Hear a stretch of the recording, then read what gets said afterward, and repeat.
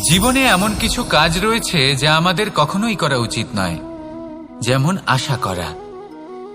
যদি আপনি আশা করেন আর আপনার আশা পূর্ণ না হয়, আপনি খুবই কষ্ট পাবেন। এবার আপনি যদি প্রতীক্ষা করেন, করতেই থাকেন, আর সেই ব্যক্তি যদি না আসে, তাহলেও খুব কষ্ট পাবেন।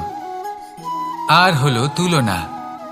আপনি যদি তুলনা করতে যান, তাহলে এটাই ভাববেন যে হয় আমি বা অন্য কোনো ব্যক্তি, এই দুজনের মধ্যে কোনো এক ব্যক্তি নিকৃষ্ট। আর এই ভাবনাটাই হলো অনুচিত। যদি আমরা কথা বলি সেই সব বিষয়ে যা আমাদের করা উচিত, যেমন পরীক্ষা। এই পরীক্ষা সবসময় আমাদের আরো সফল করে তোলে, আরো শ্রেষ্ঠ করে তোলে, আরো উৎকৃষ্ট করে তোলে। আসন্ন মহাসংগ্রামের জন্য আমাদের প্রস্তুত করে তোলে এই পরীক্ষা। তাই এই পরীক্ষার থেকে কখনোই পালাবেন না, এর সম্মুখীন হন। আর হলো কর্ম। কর্ম করা কখনোই বন্ধ করবেন না। তুলনা করার বদলে কর্ম করুন, প্রতীক্ষা করার বদলে কর্ম করুন, আর আশা করার বদলে কর্মই করুন।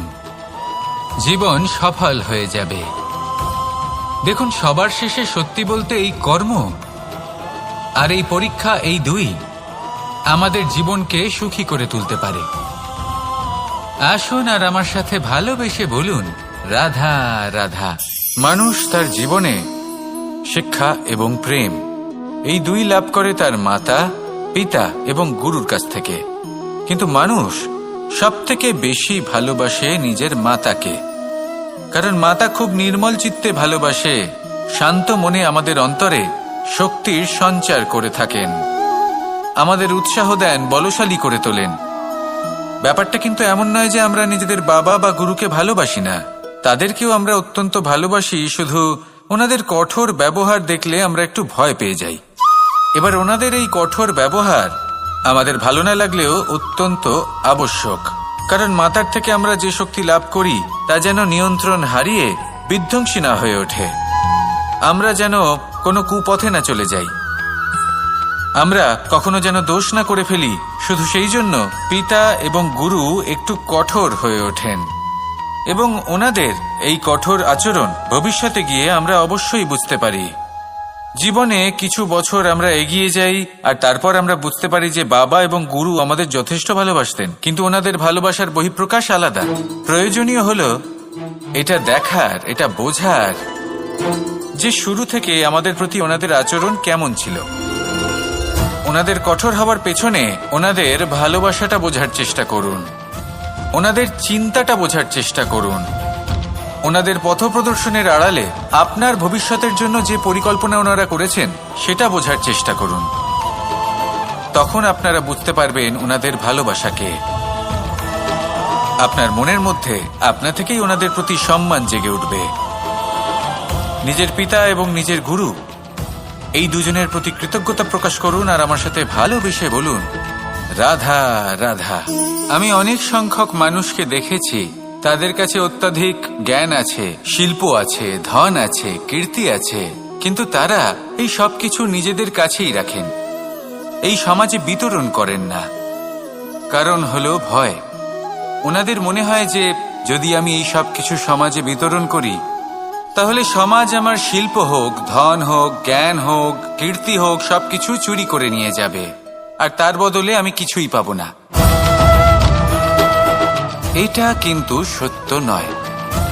সত্য হলো এটাই যে যদি আপনি নিজেকে এই সংসারের প্রতি সমর্পিত করেন, তাহলে এই সংসার আপনার প্রতিও সমর্পিত থাকবে।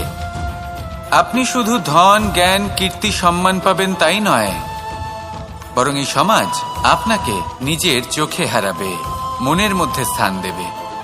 তাই এই ভয় ত্যাগ করে দেখুন কিভাবে এই সমাজ আপনাকে প্রেম সমর্পণ করে। আসুন আমার সাথে ভালোবেসে বলুন, রাধা রাধা। জীবন কিসের উপর নির্ভরশীল? ধনের ওপর, বৈভবের ওপর, নিঃশ্বাসের ওপর?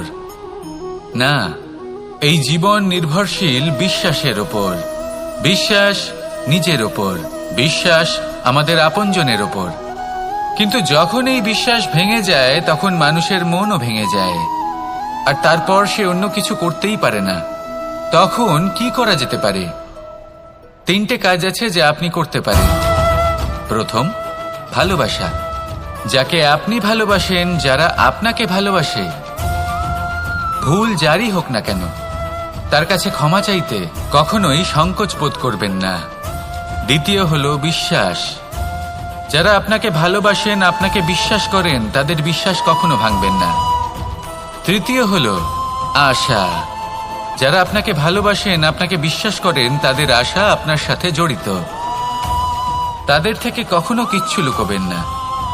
এই তিনটে কাজ করুন আর এই জীবন সুপ্রসন্ন হয়ে বলবে রাধা রাধা। মানুষের জীবনে দুই ধরনের আবেগ থাকে যা চিরকাল তার সাথে বসবাস করে। প্রথম, স্বপ্ন। দ্বিতীয়, অজুহাত। মানুষ হাজার হাজার স্বপ্ন দেখতে পারে। আমাকে এই কাজ করতে হবে, আমাকে ওখানে ঘুরতে যেতে হবে, আমায় জীবনে এই অসম্ভব কাজ বাস্তবায়িত করে দেখাতে হবে, আদি ইত্যাদি। এবার ঠিক যেমন স্বপ্ন দেখেন, সেইভাবে অজুহাতও খুঁজে নিয়ে আসেন। আমি এই স্বপ্ন পূরণ করতে পারলাম না, কারণ আমাকে কেউ সাহায্যই করল না, কারণ আমি দুর্বল হয়ে পড়েছিলাম, কারণ আমার কাছে সময়ই ছিল না, আদি ইত্যাদি। এবার সাফল্য এবং অসফলতার মাঝখানে এই ধরনের সংঘর্ষ হতে থাকে। সাফল্য তখন লাভ করা সম্ভব যখন আপনার স্বপ্ন আপনার অজুহাতের থেকে অনেক বড় হয়, আর অসফলতা তখন পাবেন যখন আপনার অজুহাত আপনার স্বপ্নের থেকে অনেক বড় হয়। আপনি যদি সাফল্য লাভ করতে চান, তাহলে চেষ্টা করতে থাকুন, পরিশ্রম করুন। যদি অসফল হন, তাহলে ভয়ভীত হওয়ার কোনো প্রয়োজন নেই। নিজের ভুল বুঝুন, তাকে শুধরে নিন, আবার চেষ্টা করুন। কিন্তু যদি নিজের জীবনে অজুহাত নিয়ে আসেন, তখন স্বপ্ন কখনো পূরণ হবে না। আসুন আমার সাথে ভালোবেসে বলুন রাধা রাধা। ভয়ের সাথে আমরা সবাই পরিচিত, কষ্টও আমরা সবাই পেয়েছি। কখনো কখনো আমরা অসুস্থ হয়ে পড়ি, আর এমন সময় হলে মাতার মমতা, কখনো বাবার স্নেহ, কখনো বন্ধুদের পাশে থাকার অনুভূতি আমাদের রোগ নিরাময়ে সাহায্য করে। কখনো যদি আমরা নিরাশ হয়ে পড়ি, তখন যদি আমাদের কোনো আপনজন আমাদের দুটো ভালো কথা বলে, তখন আমাদের মনোবল বেড়ে যায়। ঠিক তেমন সংসারের এই রঙ্গমঞ্চে যদি আপনি পীড়িত অনুভব করেন, কিছু শুভ কথা আলোচনা করুন, কিছু স্তুতি গান করুন, কিছু মুহূর্তের জন্য হলেও নিজের ইষ্টদেবের কথা স্মরণ করুন আর প্রার্থনা করুন। সাহস বাড়বে, শক্তিও বৃদ্ধি পাবে এবং সামনে এগিয়ে চলার পথও দেখতে পাবেন। তখন এই মন প্রসন্ন হয়ে বলবে রাধা রাধা। কখনো কখনো অন্ধকারের সাথে লড়াই করার জন্য আমরা প্রদীপ জ্বালাই। এতে প্রথমে সলতে রাখি, তারপর তেল ঢালি, তারপর আগুন জেলে এটা প্রজ্বলিত করি। তারপর একটা সময় আসে যখন এই প্রদীপ নিভে যায়। কারণটা কি? কারণ কি এটা যে প্রদীপের প্রকাশমান হওয়ার ক্ষমতা সমাপ্ত হয়েছে? না, এই যে আগুন আমরা দেখতে পাচ্ছি, এই আগুনের জন্য যে শক্তির প্রয়োজন হয় তা আসে এই তেল থেকে। যদি এই তেল সমাপ্ত হয়ে যায়, তাহলে এই প্রকাশ তাও সমাপ্ত হয়ে যায়। আর আমাদের জীবনে এই তেল হলো আমাদের কর্ম, আর এই আগুন আর এর দ্বারা উৎপন্ন হওয়া প্রকাশ আমাদের ভাগ্য। যত আমাদের কর্ম ক্ষীণ হতে থাকবে, আমাদের ভাগ্য সৌভাগ্য কোথাও না কোথাও লুপ্ত হয়ে যাবে। যে উজ্জ্বল ভবিষ্যৎ আমরা চাইছি তা কখনো লাভ করতে পারবো না যদি কর্ম না করি। ঠিক যেমন তেল ছাড়া অগ্নি উৎপন্ন হয় না, তেমনি কর্ম ছাড়া সৌভাগ্য হয় না। আর যেমন কর্ম তেমন ভাগ্য। তাই সবসময় কর্ম করতে থাকুন, কর্ম করা থামাবেন না। আর আমার সাথে ভালোবেসে বলুন রাধা রাধা।